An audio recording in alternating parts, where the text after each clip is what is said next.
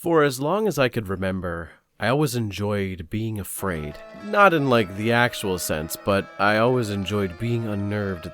For reference, when I was about 6 years old, my dear old dad introduced me to what is now my favorite movie of all time, but when I was 6, it was probably one of the worst things you could have shown a child. That movie was John Carpenter's The Thing, and as you could predict, I probably shouldn't have seen that movie. Did I mention I had a pet husky growing up who liked sleeping in my bed? Yeah, I did. And yes, it probably permanently changed my brain chemistry, but that's besides the point. My dad always had this strong enjoyment of horror, not so much from an actual horror standpoint, but he enjoyed the technical mastery on display. Me, on the other hand, it was a mix of enjoying the material as well as being absolutely pants-shittingly frightened at all goddamn points. I'm easily frightened, and I'll never hide from that fact, but it's led me to have this almost masochistic relationship when it comes to the greater horror media. And that appreciation has translated into my current day self, where most of my life is horror media, games, movies, and fucking tabletop RPGs. You name it, I've probably engaged in it, and suffice to say, I have my favorites. One of which, that has taken up a considerable amount of my time,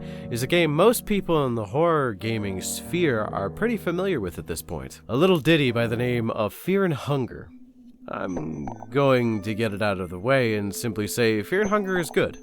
Actually, Fear and Hunger is really good. So good, in fact, it's probably one of my favorite games of all time, one of the best horror games to come out in a long time, and the only reason I say otherwise is because this fucking exists, but that's for another time. But I digress. What makes Fear and Hunger such an amazing game? Many different things. There are people whom are definitely more eloquent than me who have put their own little spin on discussing why this game is as good as it is. So I'm not going to try and cover the same points as them. So instead, I'm going to try and cover my first impression of this game and why it's led me to where I am now, making a video about it. So like many people, I knew a little bit about this game going into it. Firstly, a dear friend of mine, whom shall remain anonymous, was very into this kind of horror. See, me and her have a bit of a darker taste when it comes to the media we consume, so we often share our preferences and discuss our little journeys. So with a game as brutal and controversial as Fear and Hunger, it didn't escape her views. I remember we were live streaming a while back and she brought it up.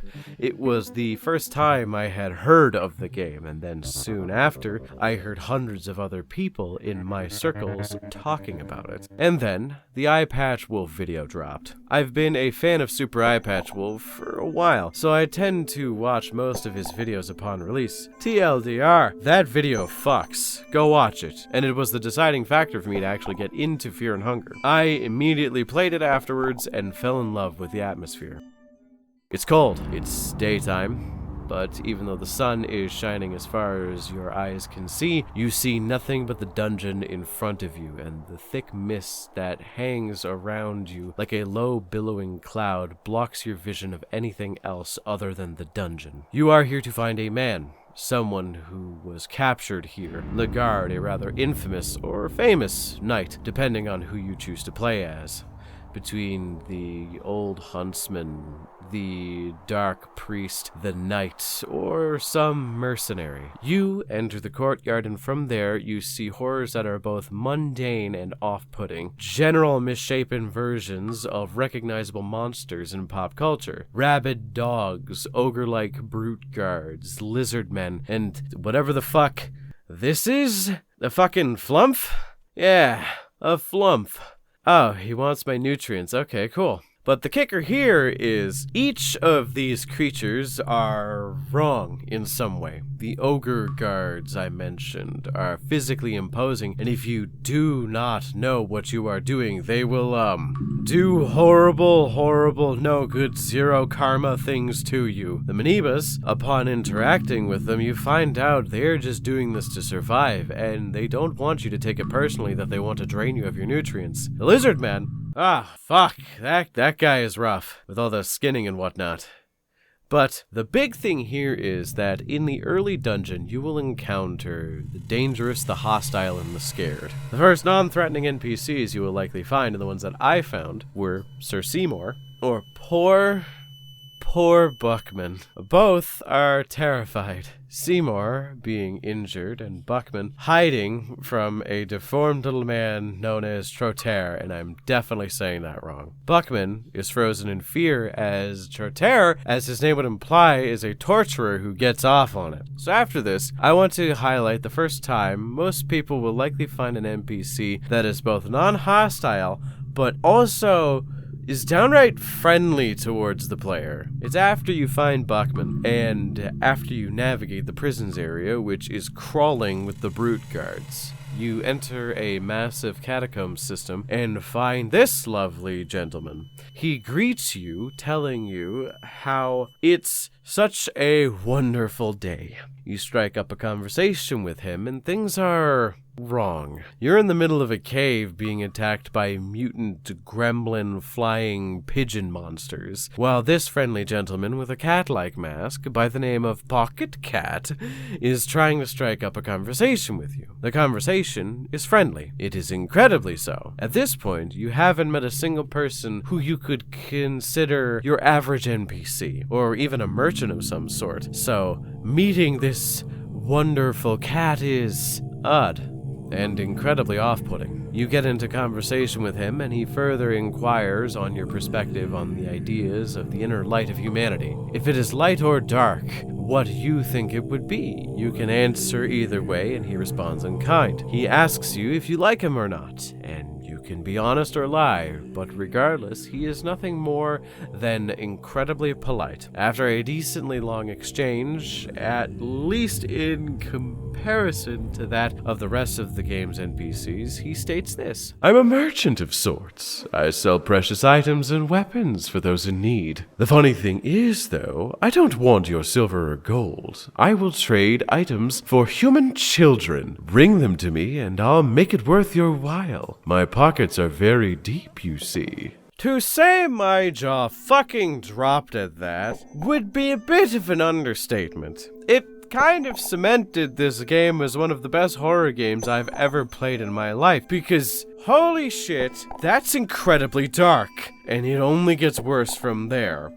This game is super dark. So dark, in fact, that it makes you think about how horrible everything truly is as you start piecing together the puzzle to make everything that you just encounter even worse. This game is nihilistic, but also eldritch in its approach to horror. This is one interaction of many. To state that all the characters in the game have the same vibe is also an understatement. No matter how normal the characters seem, they are all wrong in some way, shape, or form. The interactions are very reminiscent of the stilted and almost awkward interactions you would see in early Silent Hill titles. You have Lagarde missing his memories, and you can save him if you're quick enough to get to him, and he always seems like he knows more than he's letting on. You have the poor little lost girl you find in the Dungeon of Fear and Hunger, whom has seen and witnessed God knows what. Nosramus, the weird magus who lives in the catacomb areas of the dungeons doing work, and for what reasons you don't really find out until much later, and even then you're not 100% certain. And don't even get me started on this dickhead. Everyone is a pre-existing archetype, but for some reason the vibes are just wrong in some way. Everything is twisted like a funhouse mirror, and I wouldn't want it any other way. And the reason being is it reminded me so very much of one of my favorite authors, if not my favorite author of all time. Now, I'm not some hipster who likes some obscure authors. I love horror in all its form, and I can enjoy most of it. But my favorite author of all time is always going to be probably Clive Barker. Clive Barker, as an author, is probably one of the most interesting authors I've ever read about. But he is one of the most visceral writers I've ever examined. For those who don't know, he's the guy that invented Hellraiser, originally making the novella The Hellbound Heart as a means to make a screenplay for the movie itself. If you are familiar with the original Hellraiser 1 and 2, you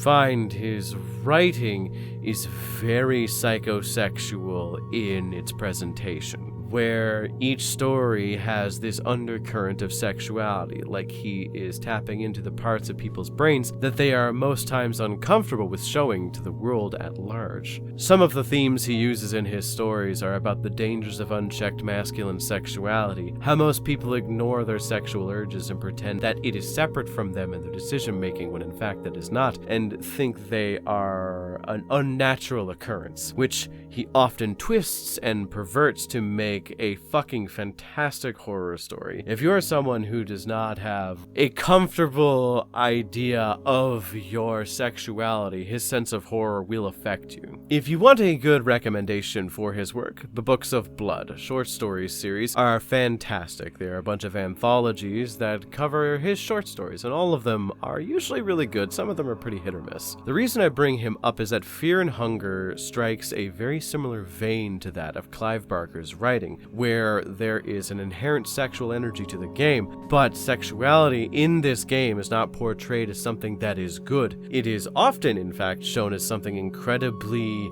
primal, disturbing, and in this universe it is a thing of power, and I think that is something that a lot of people in the Western world are not as used to seeing as they were back in, say, the 90s or the 80s when Clive Barker was more intertwined with the horror industry. It is something I don't think most people do anymore. To be fair, I couldn't name another game that has such a scornful representation of sexuality. Maybe if I thought pretty hard, I could probably think of something, but in the last 10 years, I couldn't name anything. Maybe I could say like Agony, but that game blows. So in short, Fear and Hunger is a game that I have invested many hours into because of its atmosphere, its characters, and this overwhelming presence of some of the greatest literary references in fiction. I have a feeling that Miro is a Clive Barker fan, which makes me very happy. What do you all think? I'm kinda new on this channel, and I want to establish myself in the horror community, as well as the Fear and Hunger community, so what would you all like me to talk about next? Leave a comment down below, and I'll probably respond. Like and subscribe if you want to see more, and I look forward to new things. Better things. Oh, fuck, did I say that out loud?